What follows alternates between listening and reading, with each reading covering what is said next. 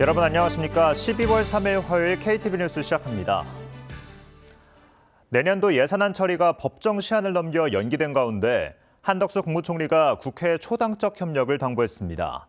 한 총리는 감액된 예산 대부분이 민생을 위해 필요한 거라며 아쉬움을 표했는데요.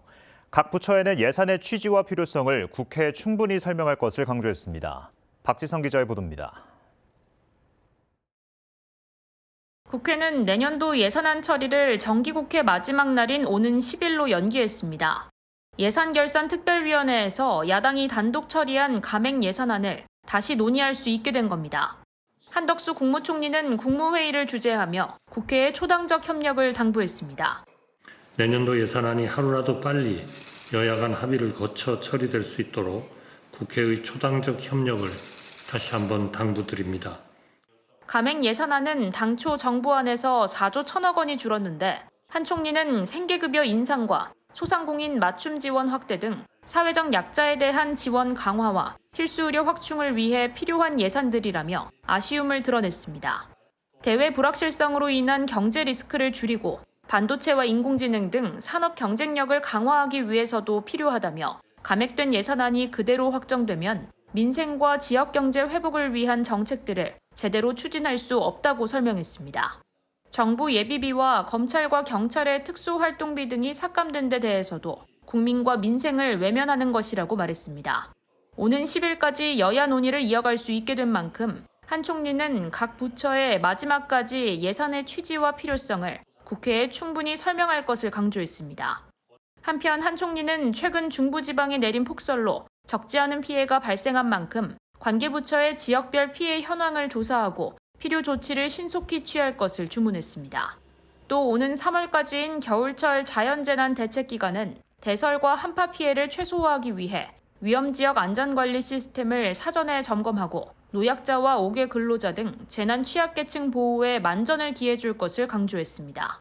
KTV 박지선입니다.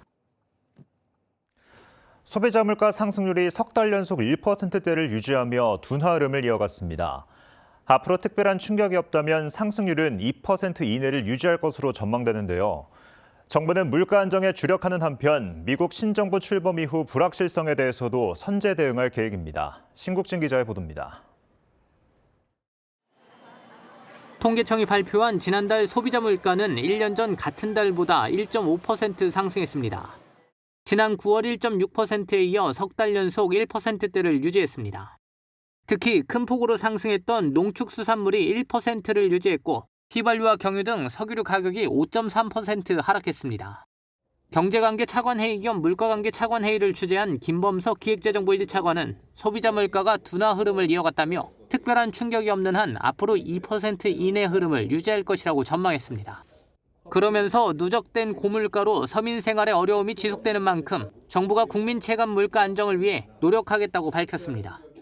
먹거리 물가 안정을 위해 무와 당근의 할당 관세를 내년 2월 말까지 2개월 연장하고 코코아도, 커피 농축액, 오렌지 농축액 등 식품 원료 할당 관세를 25년도에도 계속 시행하겠습니다. 미국 신정부 출범에 대해서는 선제적 대응을 강조했습니다. 김 차관은 미국 신정부 내각 인선을 신속하게 마무리한 만큼 공약 이행에 속도감 있게 구체화될 것으로 예상했습니다. 정부는 여기에 맞춰 통상과 산업 환경의 불확실성 확대에 선제 대응해 우리 기업의 불이익과 부작용을 최소화할 계획입니다. 회의에서는 미국 대선 이후 통상 환경 변화와 대응 방향, 세계은행 기업 환경 평가 현황 등에 대한 논의도 이뤄졌습니다. 김 차관은 특히 정부가 17개 관계부처와 기관이 참여하는 기업 환경 평가 TF를 통해 세계은행 기업 환경 평가에 대응하고 있다고 전했습니다.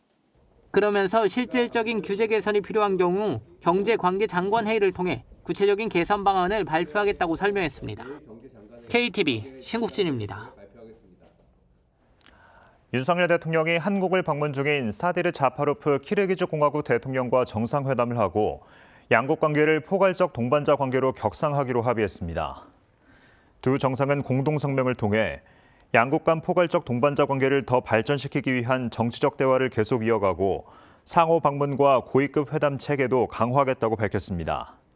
이번 정상회담을 계기로 양국은 에너지 분야 핵심 광물 협력 양해각서를 포함해 양해각서 5건과 협력각서 1건 등 모두 10건의 문서에 서명했습니다. 국토교통부 대도시권 광역교통위원회가 고양 은평선 광역철도 사업에 대한 기본계획을 승인했습니다. 고양 은평선은 2031년 개통을 목표로 서울 지하철 6호선 세전역에서 고양 시청역까지 있는 노선으로 향후 수도권 서북부 지역의 교통난을 해소할 것으로 전망됩니다.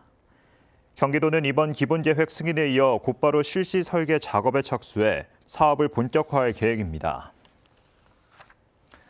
최춘길 선교사 강제격류 10년을 맞아 정부가 북한에 즉각 석방을 촉구했습니다. 통일부는 오늘 대변인 성명을 내고 북한이 선교사들을 부당하게 자의적으로 억류한 행위는 종교와 신념의 자유를 억압하고 북한 주민들의 인권 개선을 촉구하는 국제사회의 목소리를 침묵시키려는 노골적인 처사라며 규탄했습니다. 또 주요 국제인권 규약의 당사국인 북한이 불법적으로 억류하고 있는 우리 국민들을 즉각적이고 무조건적으로 석방할 것을 강력히 촉구한다고 강조했습니다. KTV 뉴스를 마칩니다. 저희는 내일도 국정 소식을 한 걸음 더 빠르게 전해드리겠습니다. 함께해 주신 여러분 고맙습니다.